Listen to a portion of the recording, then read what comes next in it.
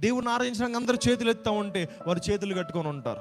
దేవుణ్ణి ఆరాధించడానికి అందరూ ఆరాధిస్తూ ఉంటే వారి జేబుల్లో చేతులు పెట్టుకొని ఏదో ఏదో ఏదో ధ్యాసలో ఉంటారు. దేవుణ్ణి ఆరాధిస్తూ ఉంటే వాళ్ళు ఏదో చేస్తూ ఉంటారు. ఏదో ఎక్కడేదో మ్యూజికల్ షో జరుగుతుంది, లేకపోతే ఏదో షో చేస్తున్నారు ఇక్కడ అని కూర్చొని చూస్తూ ఉంటారు. నో, అది తగ్గింపు వినయం కాదు. తగ్గింపు వినయం కాదు.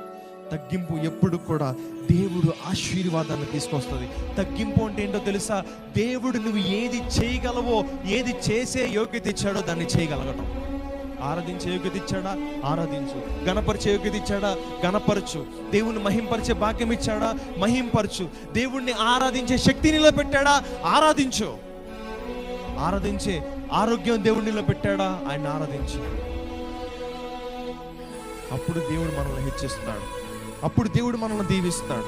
అప్పుడు దేవుడు మనల్ని ఆశీర్వదిస్తాడు. ప్రార్థన జరుగుతూ ఉంటే చేతులు కట్టుకొని చూస్తూ ఉంటే మన జీవితంలో కార్యాలు జరగవు.